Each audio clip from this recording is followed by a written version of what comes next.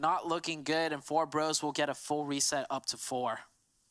Spec is still alive though, but is out in the open.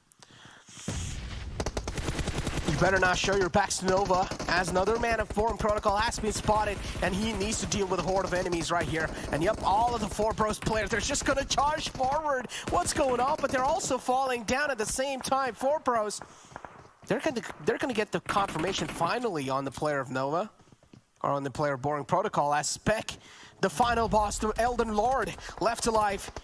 As he's also getting shot from the back. Unfortunately, he's not gonna be able to withstand the amount of damage that Nova is putting onto him. Beautifully done by Nova. I love that third party, just from distance, not doing a full committal, because if they went for a full committal and grouped up, you see that XZ team, you see a few other teams around them, they could come in and take advantage of Nova. So they just changed up their angle, switched up to a 2-2 split, and picked up a few points for free without any risk of losing territory or getting third party. And now you said you're worried the Panthers might get cast a curse here, and it looks like they're running into that bridge camp. You wanted to see some bridge action with these new additions to the bridge? Well, you're going to get them right here, Necro.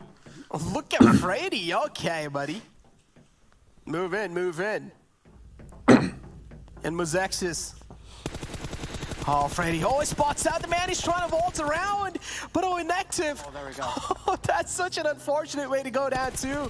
As the player's in the back, and he's also going to make sure that the buggies are no longer reusable. But look at Mozexis. Oh, they missed quite a lot of shots in Team Panthers. Now they're going to punish. They're going to keep the pedal to the metal as Poppy barely makes it back to the other hand, but he barely survives on a sliver of health, too.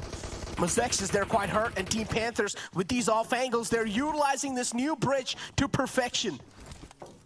Yeah, but definitely Frady over the top of the bridge, doing some parkour to get there. That opened it up. Mozexis was not ready for that at all. If anything, if you want to camp the bridge, you should better have put a player up there, because nowadays, teams are much more craftier, and they will utilize that top crossing position as Execute getting into a fight with TC. And is that Nova over the top that just peeked over? No, that's the Knights. Nice. Nova's been third partying so much. Yeah, I thought that might have been Nova, but it is indeed the Knights looking to third party both of these teams now. What is going on? Knights, have a little fear, please. You cannot just okay. All right, well, there's just nothing much to talk about there. One nade, and they're just gone. Disappeared, vanished, I don't know. Grenade straight to the face of the Execute. They're hunting for the last player. Gotcha, last one up. Trying to stay alive. He's got that S12K in hand. Might be able to do something here. He's gonna wait for the last second. And oh, he gets spotted. He's forced to use the shotgun, but Coop's just a little bit too fast. The next circle did shift over back to the eastern side. This actually puts Knights in a really great spot. They need to secure that compound that they have next to them right now before they get third party. Any slower, Lazarus is gonna take some shots and slow everything down for the side of the Knights. Oh man, Knights.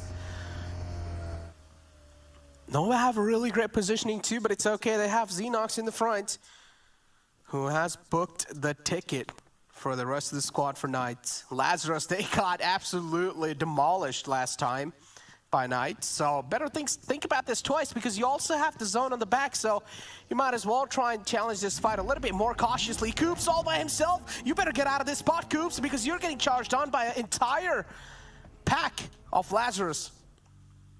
Ooh, I see what Lazarus is trying to do. They took a second to engage because they wanted to set up the angles on the right-hand side. It's a Jat, so if the Knights stayed there any longer, they would have been completely pincered in. But the Knights have already moved down into the compound. Now, Lazarus, they have some other options. They don't have to take this compound. But if they want to have decisive control over this northwestern side, they could do a breach in this compound with 2 players covering, 2 players crashing in. It would be pretty much textbook. But against a team like the Knights, it would be difficult, as Chico almost confirming a knock and a thirst onto the Nova team. Joey. That could have been a potential knockout, but wasn't able to find that. Knights, though, still, they're not going to peek out, neither being overconfident in this situation. They know Lazarus, overall, the position that they have is just a better one.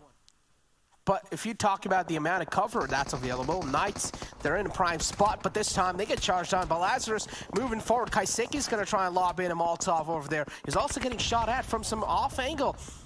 Coops, we do see this man right up top. I mean, both these teams are quite unsettled. Knights, though, they're trying to reposition themselves over and over again because they have a lot of nades to try and dodge. Ooh, this is going to be a good fight, but 2 players of Lazarus down already. Xenox just got the better gun skill. Coops goes down, but another trade goes through. It looks like Knights will be able to vaporize this defense quite successfully. Joey, not much he could do at this point. I respected out Lazarus, though. I like the fact that Lazarus went for this execution. It just did not work out for them this time around. Probably learned a thing or two trying to take this fight against the Knights, which is perfectly fine. We still have 1 more day to go as the circle hard shifts all the way down to the southeastern side. And look at Team Panthers. Oh my God, so good. All the way in south, but unfortunately, if you take a look at Team Panthers' positioning, they don't have a lot of cover to work with, so that might be a little detrimental for them. But let's see how things are going to work out. But over here, Knights, the God Squad, just stepping up to the mark in the final 2 games, doing so great. Kill switch and Exit, though. Look at this. Exit down to just a 2-man squad. QZZ goes down from the side of Nova, and he's quite separated out from the rest of the pack, so it's going to be next to impossible to get the res on the fallen man. The Panthers coming in onto the 4 Bros side. 4 Bros trying to breach into this zone, but definitely not successful. Panthers controlling this southwestern side quite nicely with their split. 1 at the compound, 2 at the hills. Russ doing whatever he can, but he does get eliminated. And that does it for side of 4 Bros. And also B-Town eliminated at the same time. Exet with only 2 players. In a zone like this, we usually see Exet coming out on top. Oh, quick prone by Kindness. Killswitch misses all of his shots there. Oh, he does. Oh, that tree is a little too skinny. He's not able to provide a lot of cover, but okay, they barely make it alive on a sliver of health. And oh, he catches that bullet in the nick of time. He goes down. Exit. These 2 players are just being a menace for Nova. How are they going to find a sweet spot for themselves? That's the question that I want to know. As Knights do, they're getting dismantled over here. Exit, as I said, they're just being a complete menace. They're challenging those fights on all across the board. I like how proactive Exit is being in this one. But HQA, they decided to challenge a fight against Knights. But Knights, they're just taking a little bit too much damage from all across the board. Was that a run over just now that we just saw? I think it was. Sunny Pig getting 1. And the Knights are just eliminated. Where did HQA come from? This team just blitzed Knights, and Knights are just gone just like that. Of course, Killswitch was also causing some trouble. Nova manages to get the reset, or no reset at all. They're down to 1 player. Koi is going to bleed out. He's rather take care of this than risk going for a revive and getting grenaded themselves. I respect that decision out of Chiffon. We've seen so many teams go for a revive thinking that it's a good idea and ends up getting the whole team wiped out. Now that they've eliminated Xset, go for that revive, and there we go, and there we go. That's exactly what I was talking about. May as well finish the fight out first, because you never know what's going to happen in the next 9 seconds when you're sitting there doing nothing, trying to bring a teammate back up. What just happened? Did I just open my third eye? I mean, last game I said Knights, and in this game I said Team Panthers. Okay, let's see, but the circle shifts away. Maybe I'm just a little too early to guess things. But yeah, Team Panthers over here. They still need to make their mark in the next zone as Polar Ace, they have the prime positioning. Lazarus, oh, look at Joey. The only man left alive for this squad. He gets ran over. That's a little embarrassing, but okay. All right, 4v3 situation. Your pick, your team that you called, the Panthers. Definitely not an easy game for them by any means. They had to make it across a bridge that was getting camped, but they did it beautifully. And they've been controlling the southern side with their nice splits and their formations, keeping all the players alive and also taking down a lot of enemies along the way. The Panthers, they won the game of the very last match yesterday. It looks like the last game is a blessing for the Panthers. They might get back-to-back chicken dinners when it comes to the very final game of each day. Well, let's find out. Polar Ace might just be their kryptonite, though, in this situation. Kiyoshi on the top is taking shots. Oh, he might just go down. He barely makes it back to safety, though. Moso was not expected here, but now Moso's position revealed. Polar Ace, they're going to be unsettled and paranoid all across the board because Team Panthers, they just have a lot of moving space for themselves, a lot of breathing space, and they're able to utilize it perfectly. 2-2 split from this team. I want to see what they've got. If Moso had that opening, it would have been all over. Now it's kind of reset back to a stalemate, and we might not see any action at all until the next circle comes out. Panthers have the angles, but Polar Ace has a high ground, and they have this rooftop position to work with, which gives them a lot of info and coverage on where the Panthers' positions are. Oh, look at these nades. I think one of them was quite close. No, not just yet. It's still a 3-on-4, though. Team Panthers having a little advantage with the man number, but if you talk about the positional advantage, Polar Ace, they're really looking good. Chronics, your position matters quite a lot for Polar Ace. If you go down, Polar Ace are pretty much going to get dismantled easily because you're far away.